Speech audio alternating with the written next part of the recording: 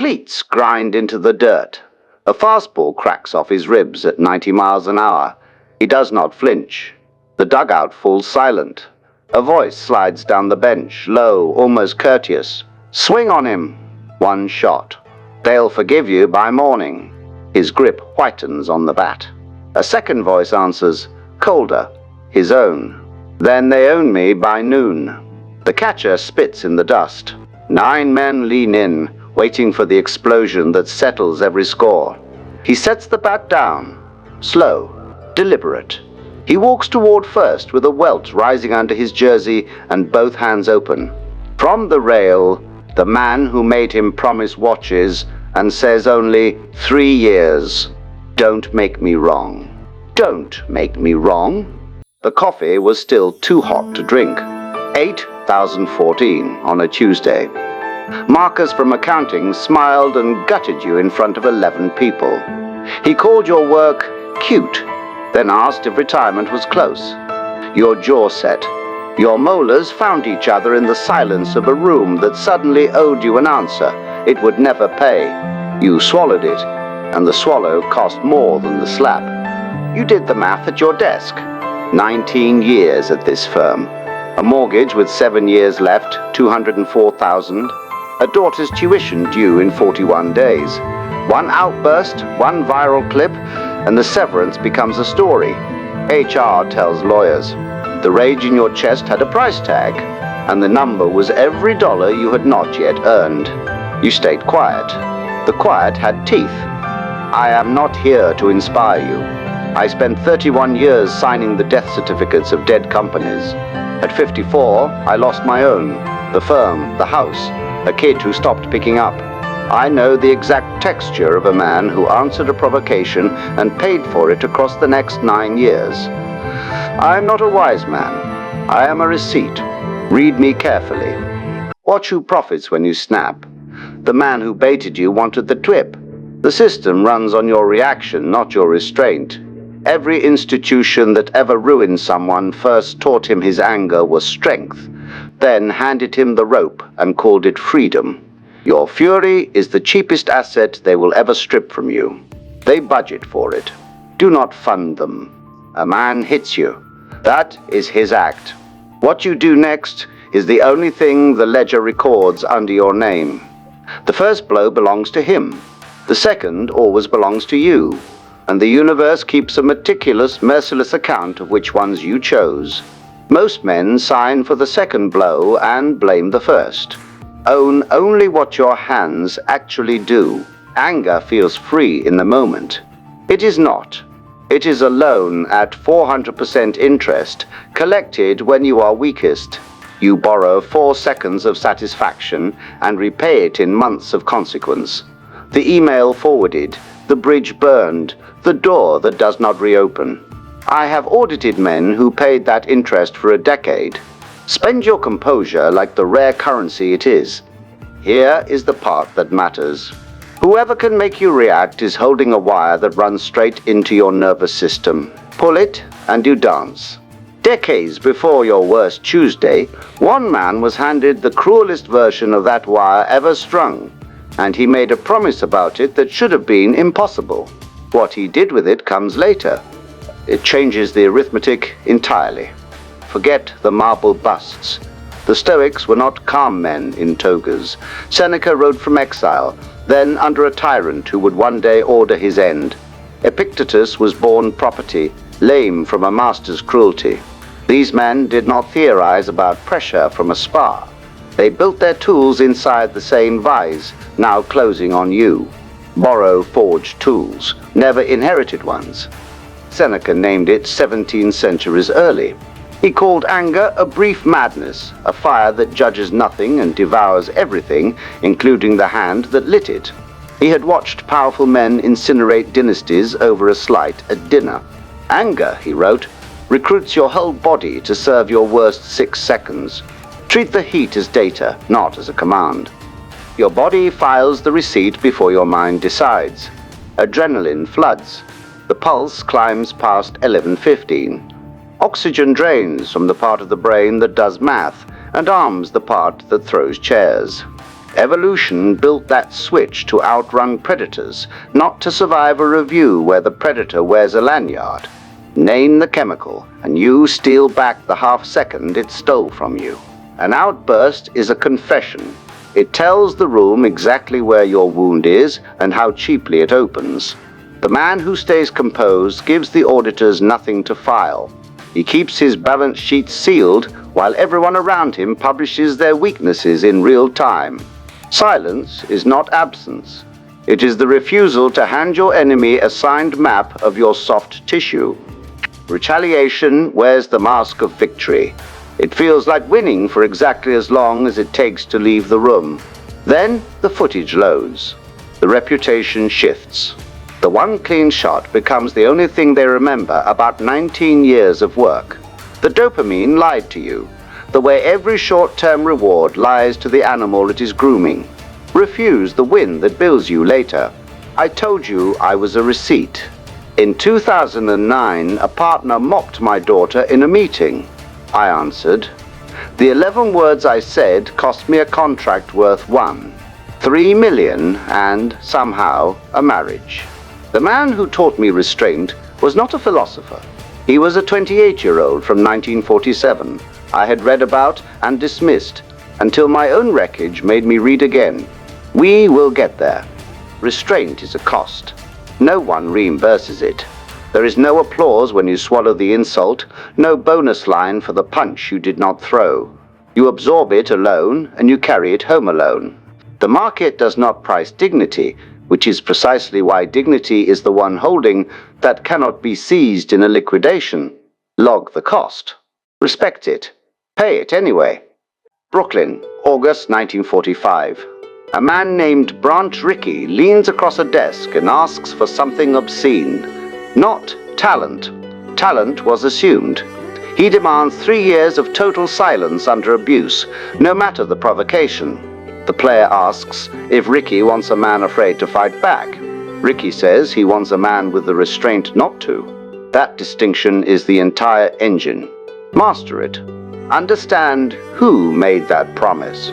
3 years earlier, in 1944, this same man sat as an army officer and refused an order to move to the back of a bus. They court-martialed him for it. He was acquitted. So the silence he promised was never the silence of a coward. It was a fighter, choosing his battlefield with the cold precision of a man who reads terrain. Rickey said the hardest thing out loud. It took guts not to fight back.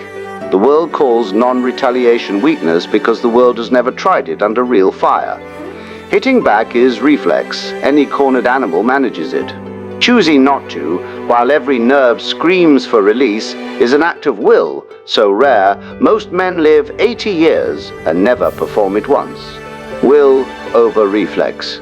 Epictetus carved it into 2 words, bear and forbear. Endure what lands on you, withhold the blow you ache to return.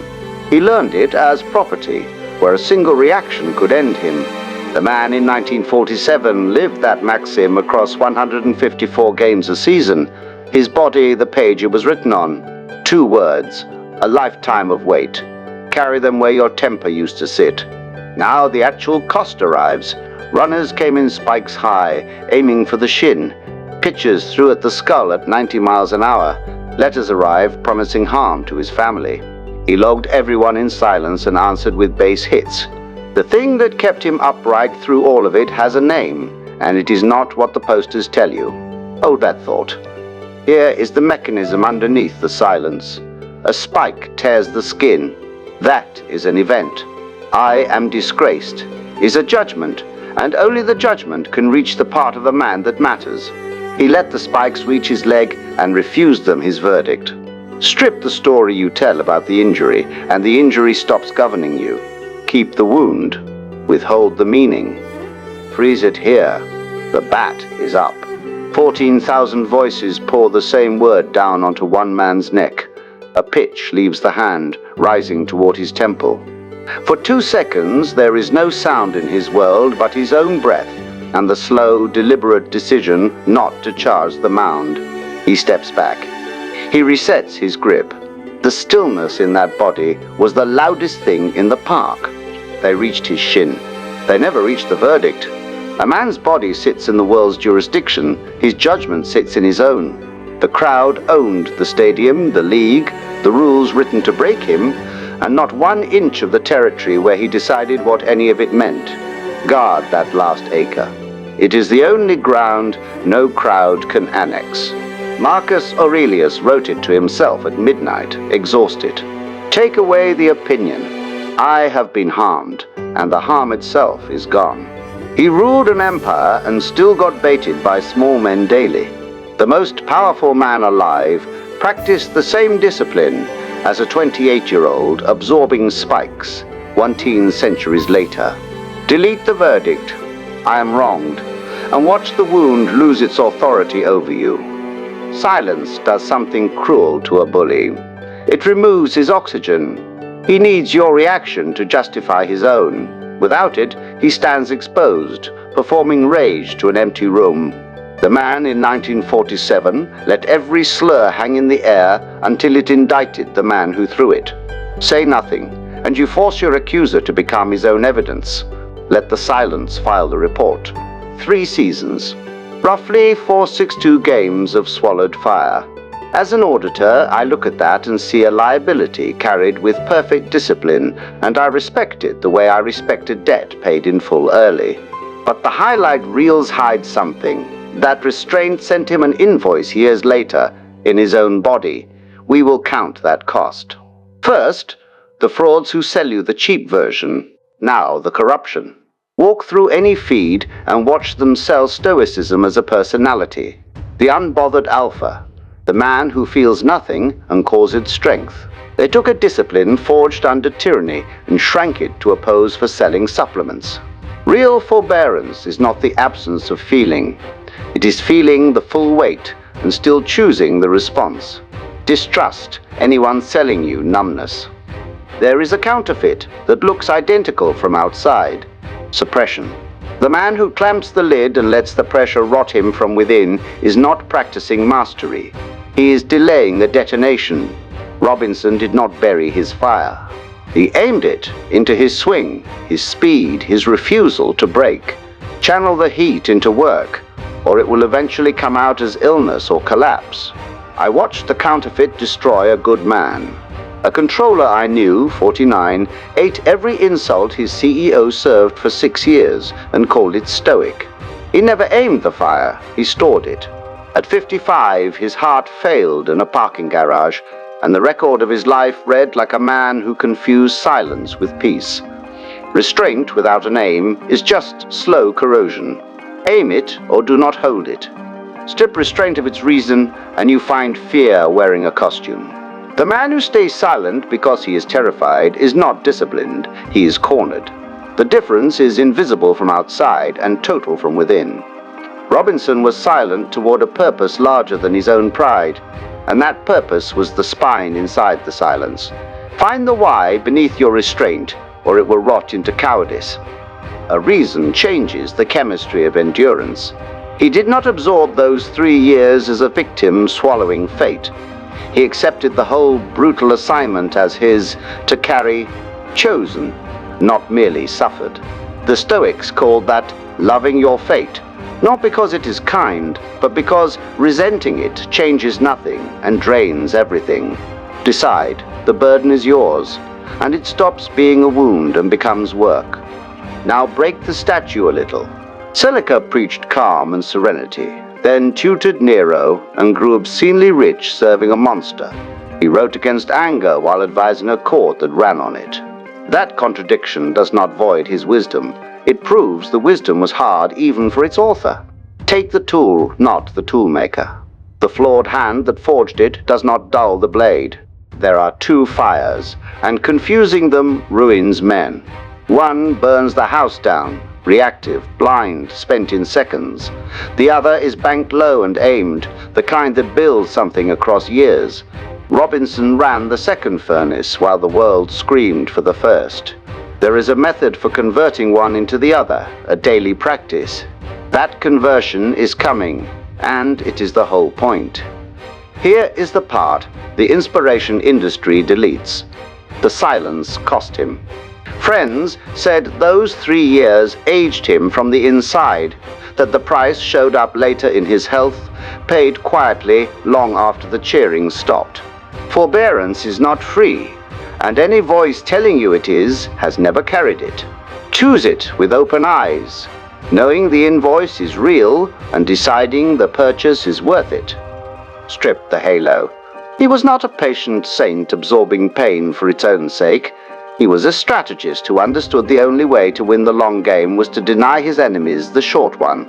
Every swallowed insult was a calculated move on a board most men could not even see. Stop romanticizing restraint as virtue. Start using it as the cold tactic it is. Now, the dangerous edge. Forbearance has a boundary, and crossing it turns discipline into complicity. Endless silence before genuine evil is not stoic. It is surrender dressed as wisdom. The 3-year promise had an expiration date for a reason. It was a tactic with a deadline, not a life sentence. Know the difference between absorbing a blow and accepting a cage. One is patience, the other is defeat. Draw the line clean. A disciplined man chooses when to absorb and when to act. A doormat has forgotten he ever had the choice. The whole difference is agency, whether the silence is something you are doing or something being done to you. Keep your hand on the switch. Restraint. You cannot end on your own terms is not restraint. It is just a longer leash. Now the tools. Start with the pause. Between the insult and your answer there is a gap, and that gap is the only free territory you own. Widen it. Count 4 slow breaths before a single word leaves your mouth. In that engineered delay, the animal sits down and the man stands up. Build the pause into a habit, and you have already won most fights before they start. Second tool, find the wire. When your pulse jumps, ask precisely what was touched. The pride, the old wound, the fear of looking small. Name it in one specific word. The moment you can say, "This is my vanity reacting," the reaction loses its disguise and most of its grip. What you can name, you can govern. What stays nameless governs you. Third tool, at your own desk. Pull the camera back. See the meeting from 30,000 feet, then from the scale of your whole life, then from the span of every life that ever burned over an insult now forgotten. From up there, the slight shrinks to its true size, almost nothing. There is one more practice, harder than all these, and it is the one that actually rebuilds a man. Fourth tool, rehearse the wound before it lands.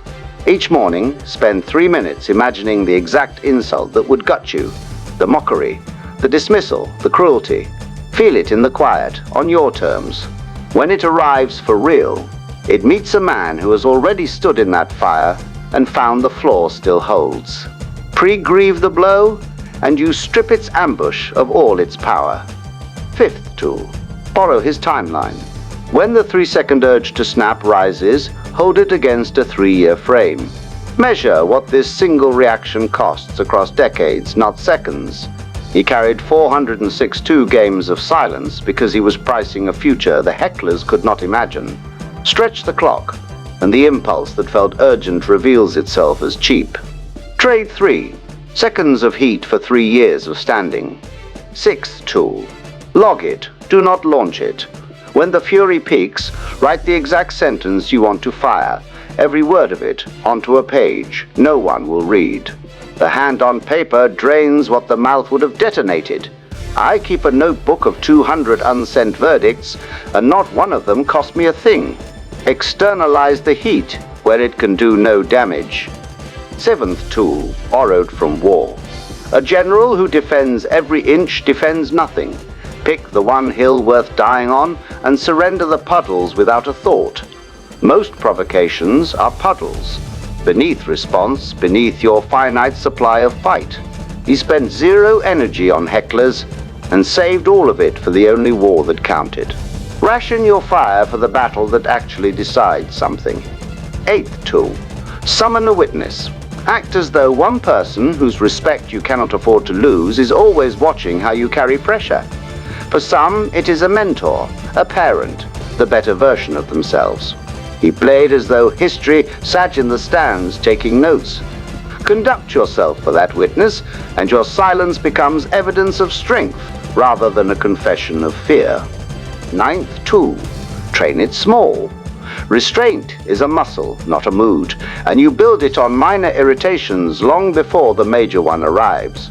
The slow driver, the cold coffee, the pointless meeting. Each tiny swallowed reaction adds a fiber of strength you will need on the day everything is on fire. Practice on the small insults, so the large one finds a man already conditioned. Here is what all 9 tools buy. The answer I promised you. The wire that ran into his nervous system, he cut it himself. No heckler could pull a reaction he refused to supply. That is the payoff. A man with the controls to his own inner life held in his own hand. Restraint is the only debt where you are both the lender and the one set free. None of this works on paper. The toolkit is dead weight until 9/4/7 on some ordinary Tuesday when the insult lands and your pulse spikes and the old animal wakes. That is the only exam that counts. Everything before it is rehearsal. When that moment comes, you will not rise to the occasion. You will fall to your training. So, train now, before the bell rings. Look at what the silence bought. Not applause, that faded by autumn. It bought a man, the one thing no crowd, no system, no heckler could ever confiscate, the ownership of his own response. He walked out of those 3 years with his inner life still his. The world took swings at everything he had. It never once landed on the part he had decided to keep. I told you I lost a kid who stopped picking up. I still keep an old phone charged, just to see one missed call from a Thursday years gone. Restraint saved my career and could not save that. The Stoics armed me for the world and left me alone with the silence at home. I made peace with the limit. Some things discipline holds, some things it only helps you carry. They needed him to break.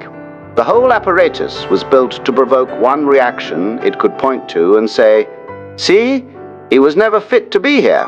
His refusal starved that machine of its only fuel. The cruelty was real and it was constant, and the answer to it was a stillness more disciplined than any blow. They wrote the trap. He simply declined to step in. Strip everything else away. The job can vanish, the house can go, the people you love can stop answering, and I am proof each of those can happen in a single year. One thing stays. The half second between what is done to you and what you do back belongs to you and to no one else. Guard that half second like it is the last acre of land you own. It is. So here is the directive, and it is not a slogan. The next time a man swings to make you rage, do nothing for 4 breaths and put one question to yourself: who holds the controls in this moment? Him or you? Then answer it with your hands by keeping them open. They will always want your fury. The power to withhold it was never theirs to take.